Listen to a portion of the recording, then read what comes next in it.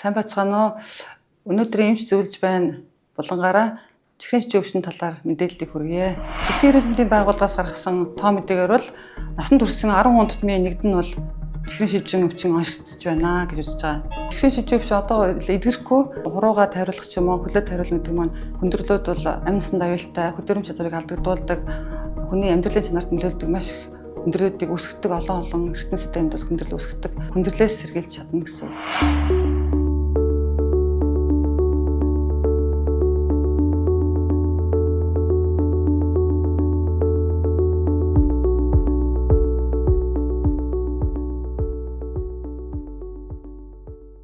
Чихрийн шижээ өвчин гэдэг нь бол нойр алчаагаас инсулин даавар боловсруулж чадахгүй, эсвэл боловсруулсан инсулин даавар маань өөрийн биеийн хотод нөлөөж чадахгүй болсноос цусны дах глюкоз ихсээд бодисын солилцооны аргаг явцтай эмгэгийг үүсгэдэг. Дэлхийн эрүүл мэндийн байгууллагаас гаргасан тоо мэдээгээр бол насан турш 10 хүн тутмын нэгд нь бол чихрийн шижээ өвчин оншигдож байна гэж үзэж байгаа. Тэгээд чихрийн шижинтэй 2 хүн тутмын нэг нь бол оншигддаггүй, өөрийгөө чихрийн шижинтэй гэдгийг мэдээгүй явж байгаа гэсэн үг. Чихрийн шижээ өвчнүүд бол ам сангах, игшээх, ядар сулдах, шалтгаангүйгээр турах, халдвар дөртөмтгий болох, арьсан дээгүүр идэ тууралт гарах, шарх идэрхгүй удах, нүд бүрлцэг хараамуудах, гар үлийн үзүү бадаар чимжихнэ гэсэн зөвөрүүд илэрч болно. Шарх идэрхгүй удна тэгэхээр тэр тухайн халдвар авсан хугацаанаас л бол.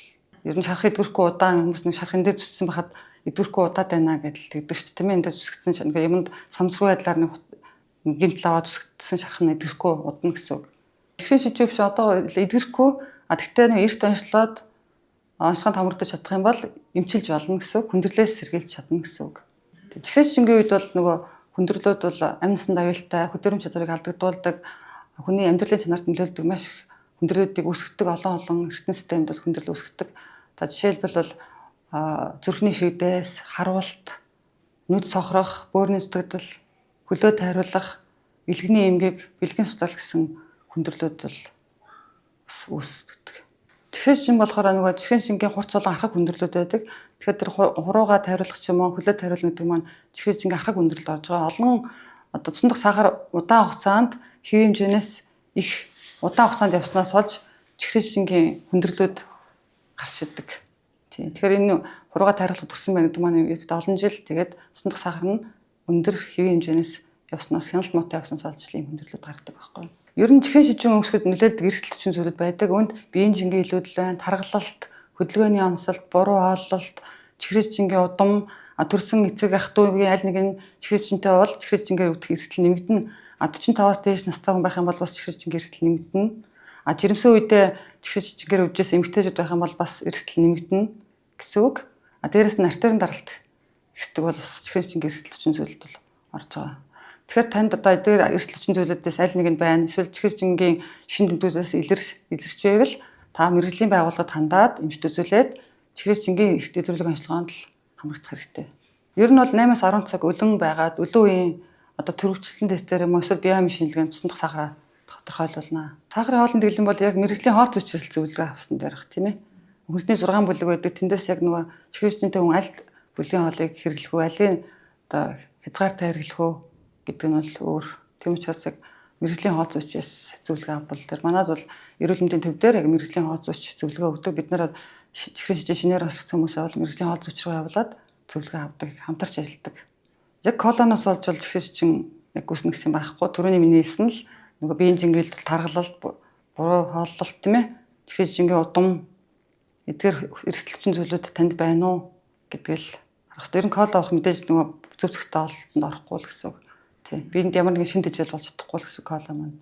Ер нь бол урьдчилан сэргийлэхийн тулд та амьдралын хэв маягаа өөрчлөх, эрүүл амьдралын маягийг өөртөө хөтөлбөршүүлэх хэрэгтэй.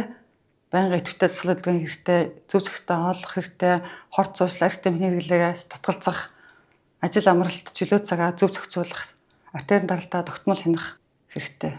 Ер нь бол нөгөө чихрийн шижээ өвчнөөс урьдчилан сэргийлэхийн тулд эрт илрүүлэг онцлогоонд хамрагдах ёстой. Тэгээд танд чихрийн шижингийн эрсдэл хүчин зүйлүүд байгаа бол цусндах глюкозаал тодорхойлуулах хэрэгтэй. Өөрийнхөө хараа эрүүл мэндийн төв байдаг юм уу? Дүүргийнхаа эрүүл мэндийн төвийн дотоод шүрлийн эмчтэй хандаад цусндах сахараа тодорхойлуулна. Чихрийн шижингийн эрсдлийн шалгуур үнэлгээ гэж байдаг. Тэрийг бол эрүүл мэндийн байгууллагууд дээр хэлгэж болно. 35-аас дээш насны биеийн жингийн илүүдэлтэй одоо суугаа тэг юутай ажлын дэглэмтэй, удамдаа амрын чихрийн шилжинтэй, жирэмсэн үедээ чихрийн онцлогдож байсан атайн даралт гэсдэг ч юм уу тийм хүмүүс бол ингээд чихрийн шилжингийн эслийн шалгуур үнэлгээгээ хийлгээд тэгээд цусны дах сахараа эрт онцлож тодорхойлуулж бас чадах юм бол энэ өвчнөөс эрт сэргийлээд тэгээд цаашдын хүндрэлээс бас сэргийлэх боломжтой л гэсэн үг. Та бүхэнд чихрийн шилжин өвчний шинж тэмдгүүд илэрсэн эрсдэл хүчин зүйлүүд байгаа бол заавал мэрэгжлийн эмчт хандаж цусны дах сахараа тодорхойлуулаарай. Чихрийн шилжин өвчнөөс сэргийлэхийн тулд амьдралын эрүүл зөв аймгийг хэвшүүлэх, идэвхтэй дасгал хөдөлгөөн тогтмол хийх, зөв зохистой хооллох нь чухал юм аа.